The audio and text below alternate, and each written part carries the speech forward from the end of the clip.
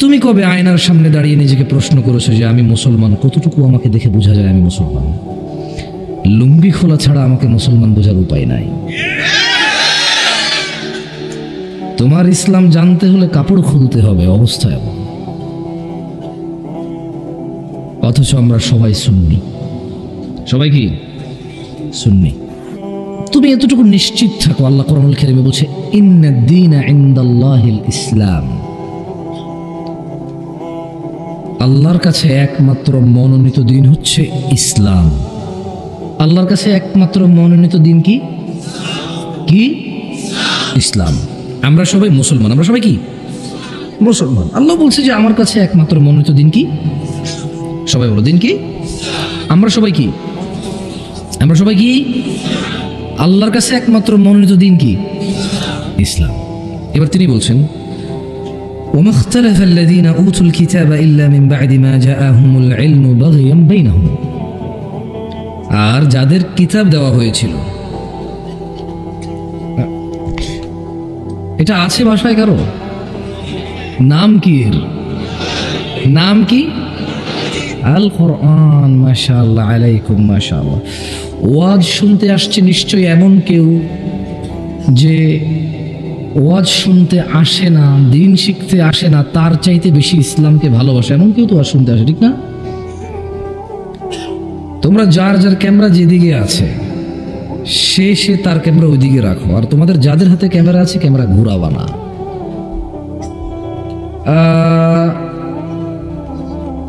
এটা কি? কোরআনুল কারীম। তোমার হাতে মোবাইল, ছোট ভাই। হ্যাঁ, তুমি ভাই তাকাচ্ছেন না, আমি বললাম কথা বোঝেন। একজন মুসলমানের ইজ্জত আর একজন মুসলমানের কাছে আমানত। কি এই ভিডিও করার যুগে ফেসবুকে যদি ওকে ছেড়ে দেন, আমি ওকে কিছু জিজ্ঞেস করলাম, ও পারলো না, ওর ইজ্জতটা থাকে। এটা কি উচিত কারো ইজ্জত নিলামে তুলে দেওয়া? তাহলে কারো ইজ্জত নষ্ট করবেন না, কেমন? তোমার নাম কি? হ্যাঁ, তুমি কি নাম? কোরআন পড়তে জানো? জাস্ট হ্যাঁ বা না বলো, শুনবেন। আমি পড়তে বলবো হ্যাঁ জানো না, ঠিক আছে।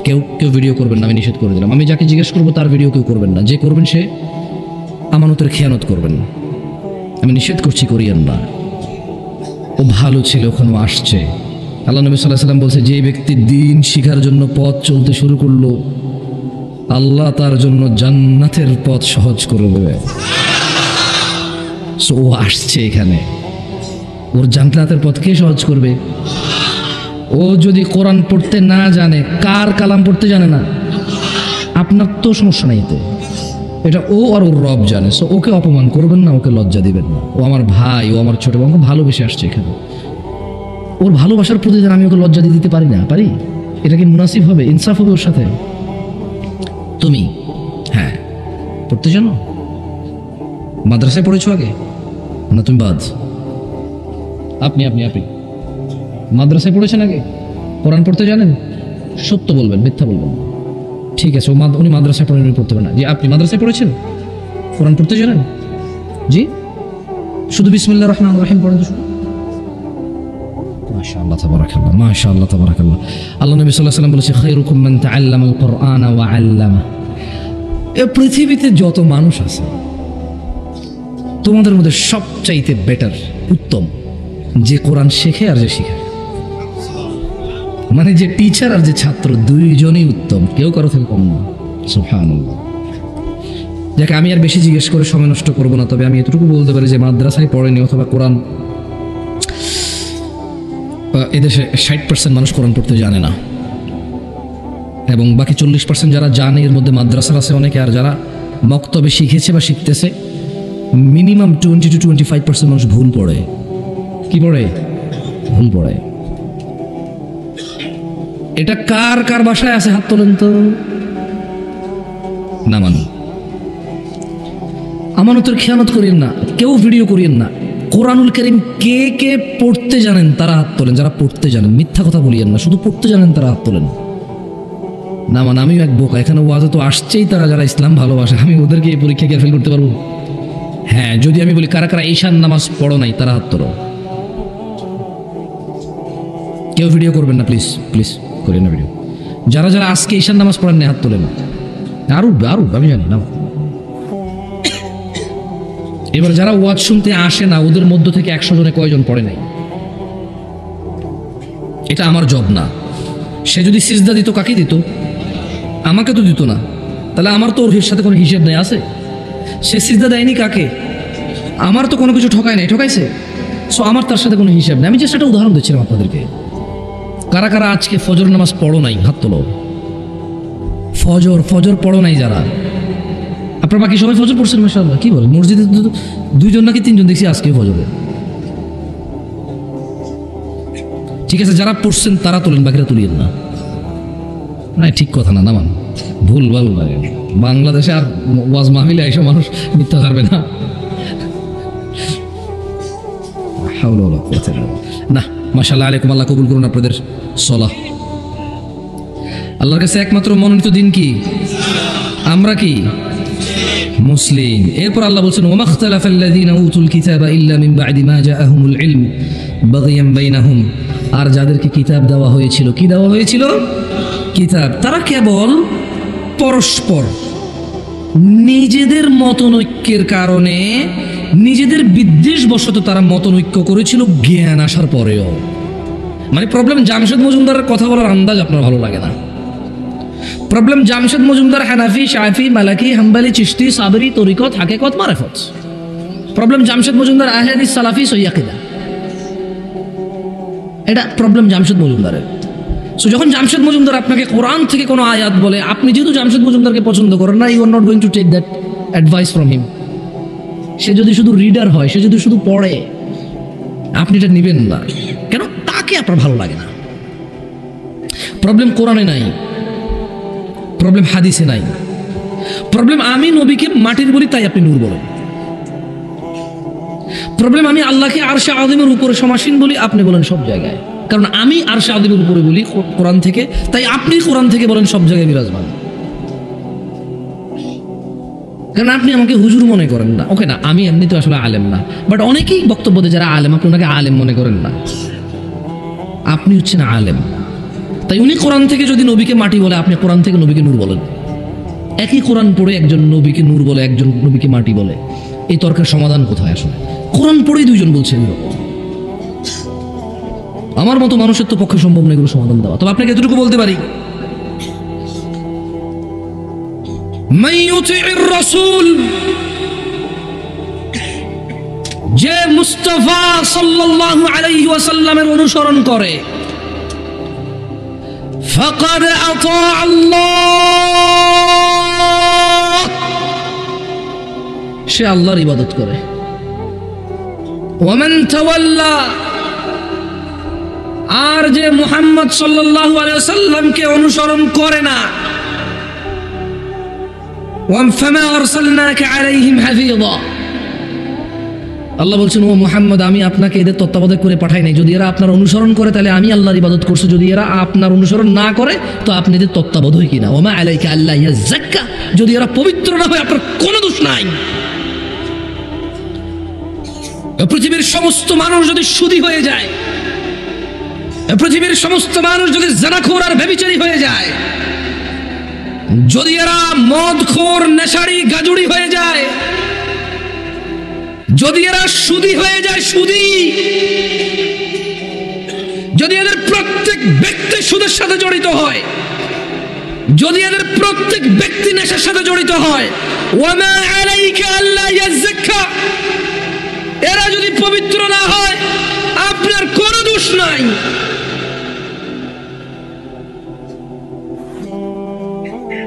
আল্লাহর কাছে একমাত্র মনোনীত দিন কি?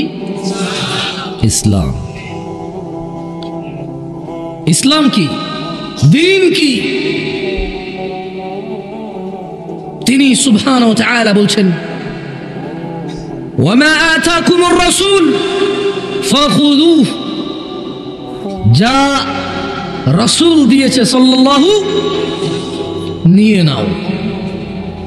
ওয়ামা নাহাকুম আন, রাসূল যা থেকে নিষেধ করেছে ফান্তাহু, ছাড়ো।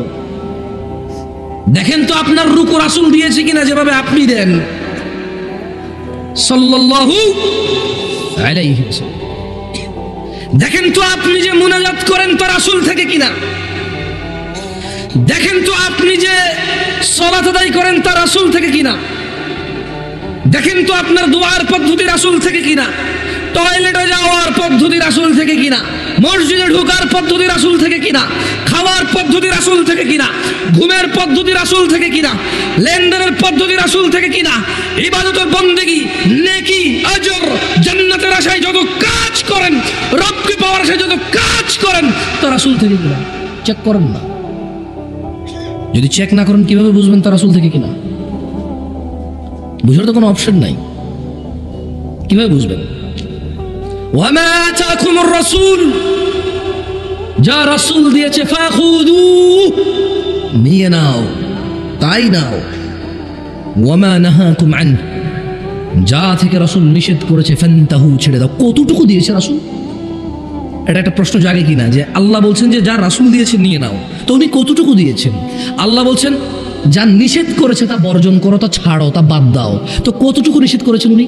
2024 সালে এসে যেই প্রবলেম আমি ফেস করি, 2025 সালে এসে যে দুনিয়ায় আমি সম্মুখীন, উনি এখানকার জন্য কতটুকু দিছে আসলে? অথবা ওনার নিষেধাজ্ঞায় বা কতটুকু উনি কি টিকটিকি লেজ খাওয়া মানুষ দেখছিল নেশার নামে? মুজা, দুর্গন্ধ, গ্রান নিবে এমন নেশাখোর কি উনি দেখেছিল? উনি দিয়েছে কতটুকু? ইয়াবা, গাঁজা কি ওনার যুগে ছিল? সিগারেট, তামাক কি ওনার যুগে ছিল? ওনার যুগে কি hip hop, rock, jazz, rap song ছিল?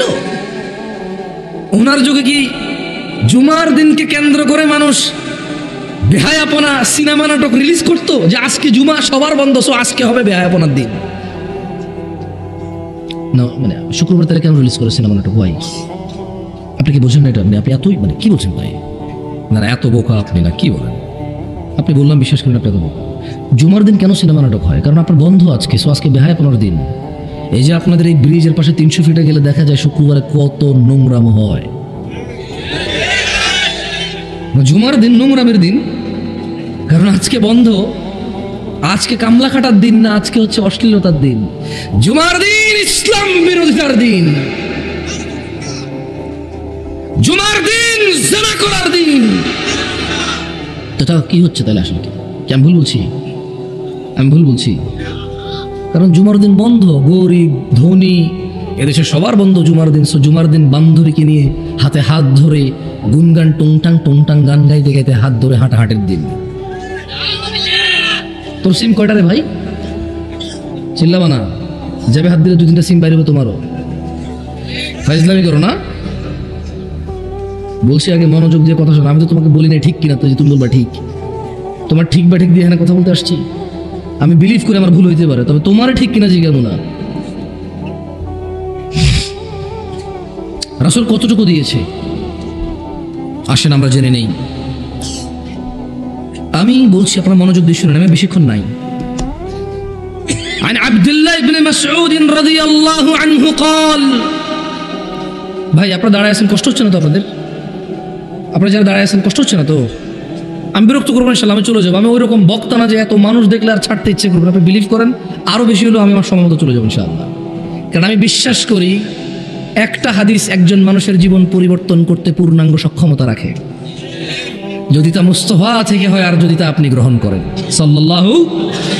আমি বিশ্বাস করি একটা আয়াত আপনার পুরো জীবনকে বদলে আল্লাহর সান্নিধ্যে গিয়ে আল্লাহর সন্তুষ্টিতে এই পৃথিবী থেকে গিয়ে জান্নাতুল ফেরদৌস পর্যন্ত পৌঁছে যেতে পারেন আপনি, যদি তা আল্লাহর পক্ষ থেকে হয় আর আপনি যদি তা মেনে নেন। আমি এটা কখনো বিলিভ করি না এখানে 2 ঘন্টা কথা বললে যা উপকার হবে 4 ঘন্টা বললে আরো বেশি হবে, এটা বিশ্বাস করি না আমি। এই ওয়াজ মাহফিল কমিটিদের আল্লাহ হেদায়েত করুক, তারা আসরের পর থেকে মাইক বাজাইতে বাজাইতে এখানকার কোনো ময় মুরব্বীকে শুইতে দেয় না এতক্ষণ পর্যন্ত। তারা আসর থেকে এই মাইক বাজাচ্ছে, কতক্ষণ ছোট বাচ্চা গজল গাচ্ছে। ভাই আপনাকে বিরোধী যাচ্ছে, একটু বলে ফেলি না, আমি তো কি করবো, অর্ধেক কথা তো ছেড়ে যাবো, সরি। তারা আসর থেকে মাইক বাজানো শুরু করছে, ছোট বাচ্চা গজল গাইবে, নাইলে কিছু করবে, ওদের মানে বলছে তো বলছে সেই বিকাল 3টা 2টা শুরু হলো, 2টা 3টা 4টা 5টা 6টা 7টা 8টা 9টা 10টা, এখন বাজে 11টা, টানা 10 ঘন্টা এই এলাকার মানুষকে তারা যন্ত্রণা দিচ্ছে। তারপর কতক্ষণ বলবে মানুষ, কতক্ষণ শুনবে মানুষ? একটা মানুষ তো। এরপরে এক একটা বক্তব্যের মধ্যে 4 জন 5 জন না হলে মানুষ হবে না মনে করে। আরে ভাই মানুষ তো ভাই, কতটুকু নিতে পারে মানুষ? ও বুঝতে পারছি, বুঝতে পারছি, বুঝতে পারছি। এরা জানে আমি আপনাদেরকে চিনি না, এরা চেনে যে আগামী 365 দিন আর পাবেন আপনাদেরকে এখানে। কারণ জুমায় আপনারা রুকু ধরতে আসবেন, খুতবা শুনতে আসবেন না। তারা বলছে যে বেটা পাইছি আজকে ছাড়বো না তোরে, যাবি কই? কম্বলের তোরে ঢুকলো মাইকের সাউন্ড যাবে, তোরে আজকে শুনাই আসার টাকা উসুল হওয়া চাই।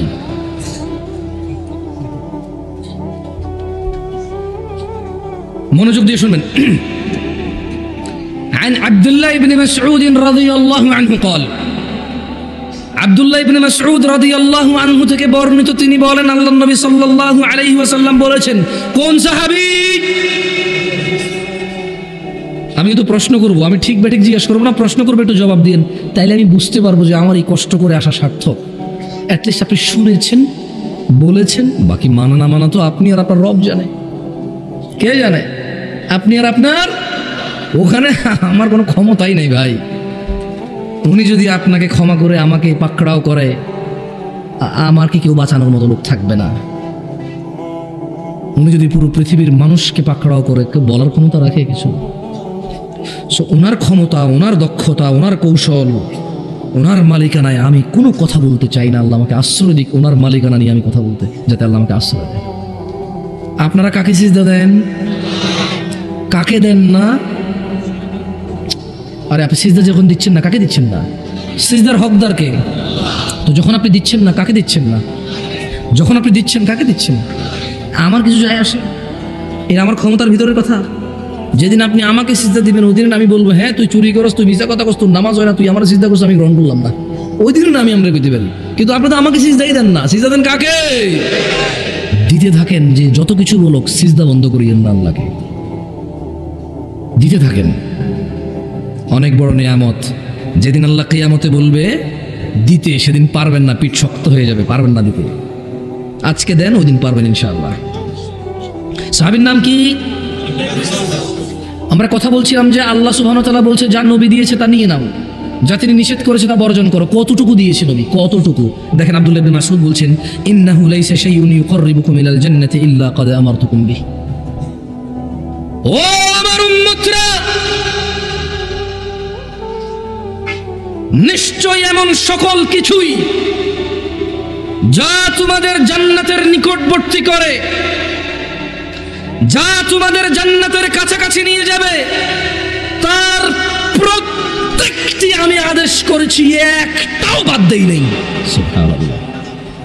কিসের 2024 আর কিসের 2025? কিসের 2100 সাল আর 2200 সাল? কিসের আগামী 1000 বছর পরে 3000 সাল আসবে? কিসের আগামী 2000 বছর পর 4000 সাল আসবে? এখন 2024। কিসের আগামী 1,00,000 বছর পর 1,00,000 সাল আসবে? কিসের কি হিসাব করো তুমি? আব্দুল্লাহ ইবনে মাসউদ বলছেন, আল্লাহর নবী সাল্লাল্লাহু আলাইহি ওয়াসাল্লাম বলছেন রাদিয়াল্লাহু আনহু, বলছেন যে ইন্নাহু লাইসা শাইউন ইউকাররিবুকুম ইলাল জান্নাহ। ও উম্মতরা, এমন কোনো কিছুই নাই যা জান্নাতের কাছাকাছি নেই, ইল্লা ক্বাদ আমারতুকুম বিহি, অথচ আমি তোমাদের আদেশ করিনি এমন একটা বিষয় নেই যা জান্নাতে নিয়ে যাবে তোমাদের।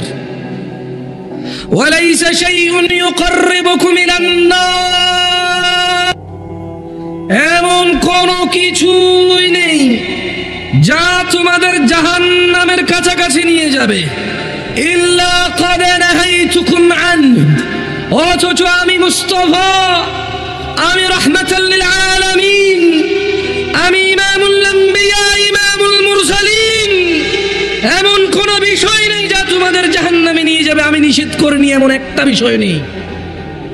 কিসের 2024 আর কিসের 2025 সাল? কিসের 1400 বছর আগে আর কিসের 1,00,000 কোটি বছর পরে? এমন একটা বিষয় নেই যা তিনি নিষেধ করেছেন, নিষেধ করেননি যেটা জাহান্নামে নিয়ে যাবে। এমন প্রত্যেকটা জিনিস তিনি আদেশ করেছে যা জান্নাতে নিয়ে যাবে। আপনার কি সন্দেহ হয়? সন্দেহ হয়? বলেন দাড়ি কাটেন কেন? না না না, আমি আপনাকে গুনাহ দিতে ক্ষমতা রাখি না। ওয়াল্লাহি আমি আপনার নেকি দিতেও ক্ষমতা রাখি। আপনি দাড়ি রাখেন, আমি নেকি দিতে পারবো না। কারণ দাড়ি কার জন্য রাখেন? কার জন্য? ওনার জন্য না রেখে যদি অন্য কারোর জন্য রাখেন, তারও ক্ষমতা নেই নেকি দেওয়ার আছে। তো দাড়ি কেন কাটেন বলতে পারেন? বলতে পারেন টাকুর নিচে প্যান্টটা কেন? ওয়াই?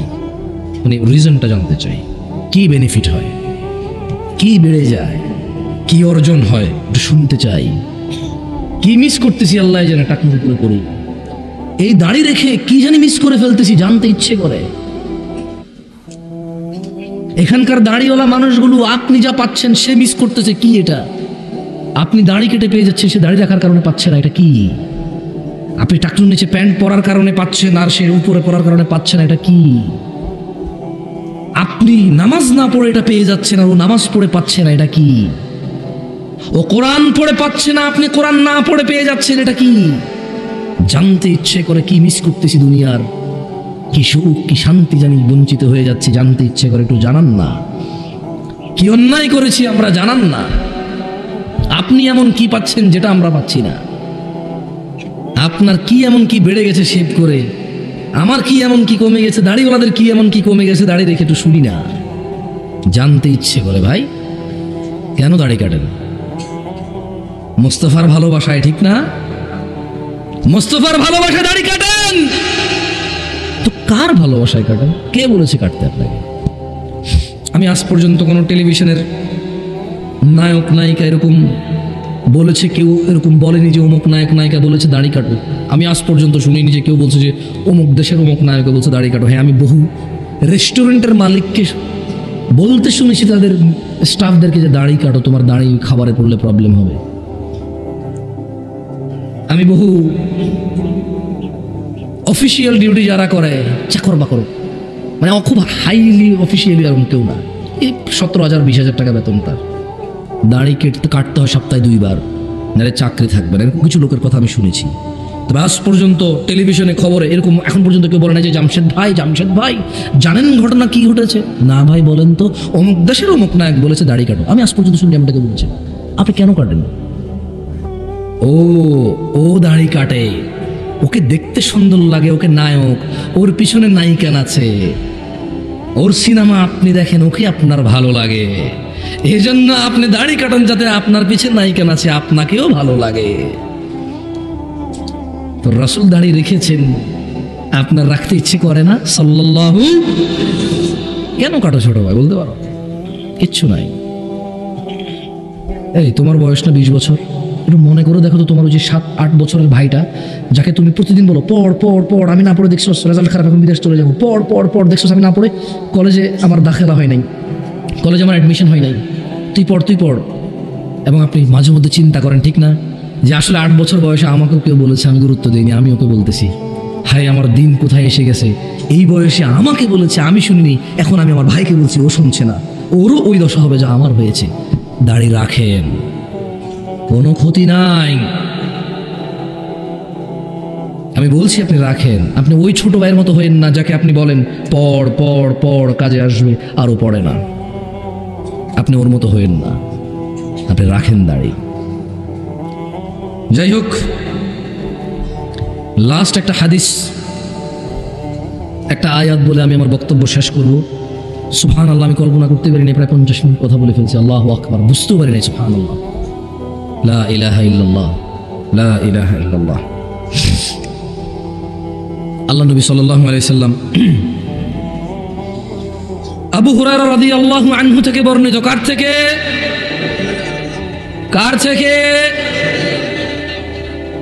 থেকে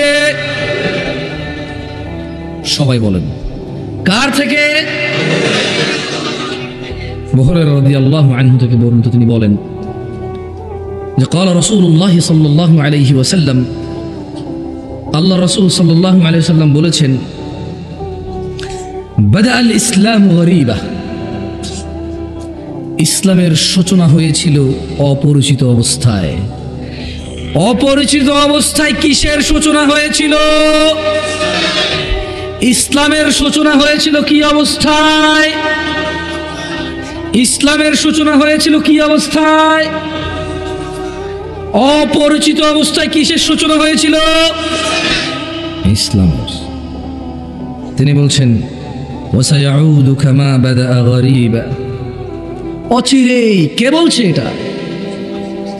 না, আবু হুরায়রা তো বর্ণনা করছেন। কথা বলছে কে? সাল্লাল্লাহু আলাইহি ওয়াসাল্লাম। আর আপনাকে একটা কথা বলে রাখি, যদি বলেন যে উনি যে বলছে কেমনে বলছে কিভাবে জানে উনি, রব বলছে ওয়ামা ইয়ানতিকু আনিল হাওয়া ইন হুয়া ইল্লা ওয়াহয়ুন ইউহা। মুহাম্মদ সাল্লাল্লাহু আলাইহি সাল্লাম প্রবৃত্তির শিকার হয়ে কথা বলে না, যা ওহী হয়, যা আকাশ থেকে অবতীর্ণ হয় তাই বলে, এর বাইরে কিছু বলে না। এই জন্য আপনারা বিশ্বাস করা উচিত। উনি বলছেন ওয়াসায়াউদু কামা বাদা গরীবা, অচিরে ইসলাম অপরিচিত হয়ে যাবে। দেখেন আপনি আপনার বিয়ে চেনেন না, বলেন আপনার বিয়েতে ইসলাম কতটুক আছে?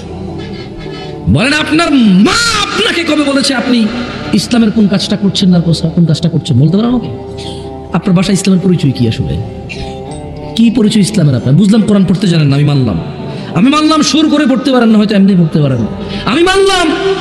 আপনি এমনিও পড়তে পারেন না, সুর করে পড়তে পারেন না, আপনি অক্ষরও ছিলেন না, আমি মানলাম।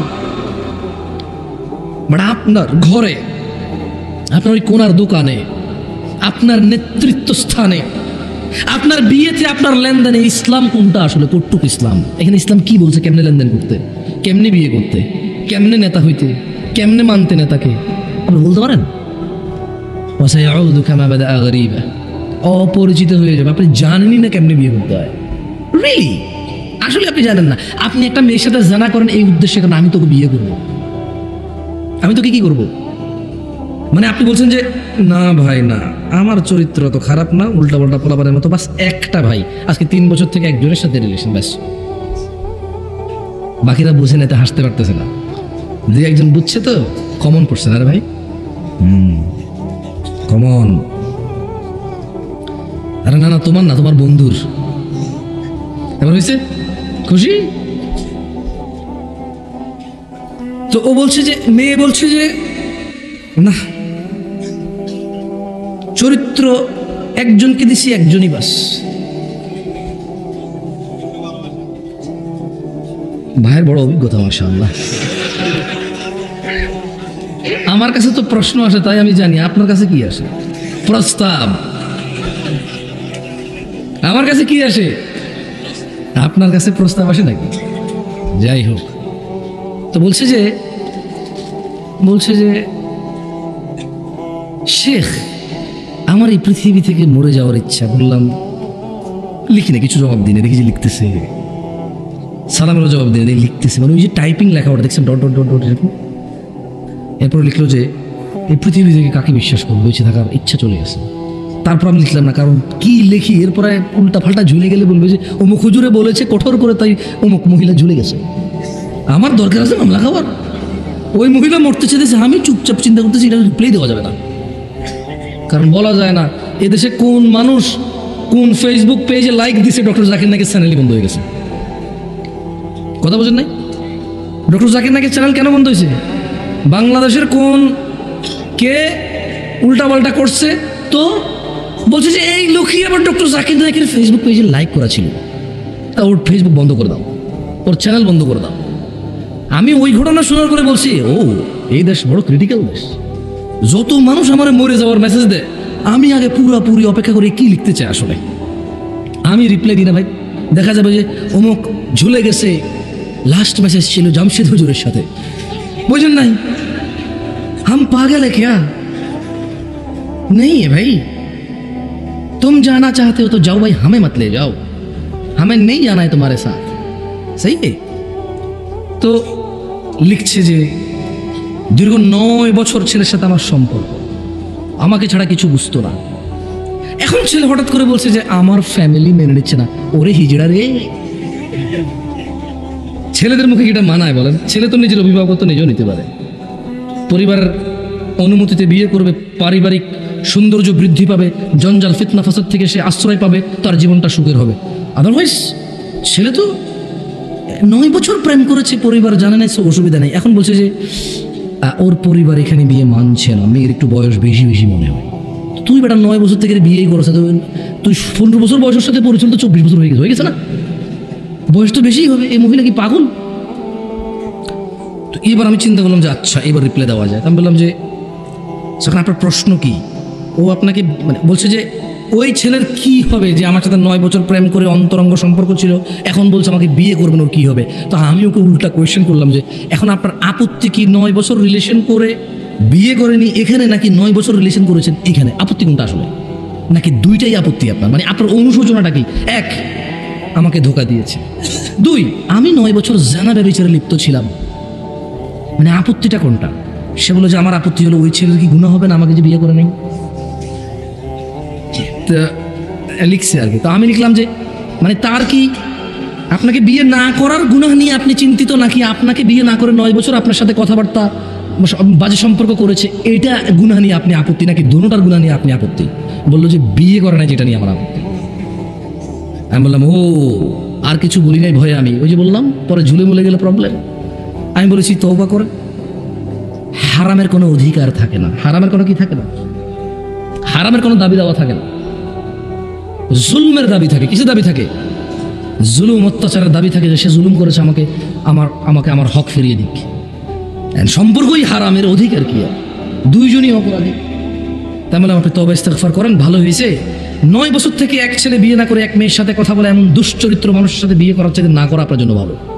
আর ওই ছেলের উচিত হবে আপনাকে বিয়ে না করা, কারণ একটা মেয়ে বিয়ে ছাড়া একটা পুরুষের সাথে 9 বছর কথা বলে, ওর গেরাত কোথায়? ওর কোথায় আত্মমর্যাদা? ওর কোথায় সতীত্ব? আর কোথায় ওর চরিত্রতা? আপনারা একে অপরের জন্য ভালো না, আপনি তওবা ইস্তেগফার করে ফিরে আসেন। যাই হোক, এরপর আমি একটা জিনিস আমার মাথায় আসলো, যেটা বলতে এই কাহিনী বললাম আপনাকে। পরে আমি ওই দিন রাতে চিন্তা করলাম, আচ্ছা এখানে জিনা করা দোষের, গুনাহের, তবে যদি বিয়ের প্রতিশ্রুতি দিয়ে জিনা করে তাহলে it's okay bro, it's okay, totally fine. But বিয়ে করবে এটা বলতে হবে, প্লিজ প্লিজ প্লিজ প্লিজ। কি বলতে হবে যে ওগো ওগো ওগো প্লিজ বলো বিয়ে করবে, বিয়ে করবে, তাহলে জানা কথা শুনে। ছেড়ে বলবে কোরআন ছো কোরআন ছো কোরআন ছো, প্লিজ প্লিজ প্লিজ কোরআন ছো, আমার ছেড়ে যাবে না, প্লিজ বলো তওবা তফসি কানে দর্শি আজীবনে করতাম না, কোরআন মাথায় নাও, মসজিদ ছো। এরপরে আবার ওই যে এখন ওই যে বাংলাদেশে যে জাতীয় মসজিদগুলো বানাইছে না প্রত্যেক জেলায় জেলায়, কি মসজিদ, মডেল মসজিদ, ওখানে যে আবার ছবি তুলে বলতেছে যে ওয়াদা করো ছেড়ে যাবে না, লাস্ট পিক। ওয়াও, লা কুওয়াতা ইল্লা বিল্লাহ। মসজিদকে সাক্ষী রেখে বলছে যে বিয়ে করবে, সো এখন জানা করতে পারো, সমস্যা নেই। লা কুওয়াতা ইল্লা বিল্লাহ। গোবর নাকি মাথায়? মাথায় গোবর? এই যে বললাম ওয়াসায়াউদু কামা বাদা গরীবা, অচিরেই ইসলাম অপরিচিত হয়ে যাবে। ছেলেমেয়েরা বিয়ের প্রতিশ্রুতিতে জানা করবে, অপরাধী মনে করবে না। ও ইসলাম বুঝে, এটা তো ইসলামের মানে ওর কাছে অপরিচিত, এই সম্পর্কটার পরিচয় জানে না। এই সম্পর্কের পরিচয় যে জানা, মায়ের ভাই মামা, মায়ের বাপ নানা, মায়ের বোন খালা, ও সম্পর্ক জানে। কিন্তু এই একটা মেয়ের সাথে ও প্রেম ভালোবাসা করে বিয়ের আগে এটা যে জানা, এর পরিচয় তার জানা নাই। এখানে যে ইসলাম আছে এটা ওর জানা নাই। যাই হোক, কারা কারা জান্নাতে যেতে চান বলুন ইয়া আল্লাহ ইন্না নাসআলুকা জান্নাতুল ফিরদাউস। ইয়া আল্লাহ আমাদের জান্নাতুল ফিরদাউস দান করুন।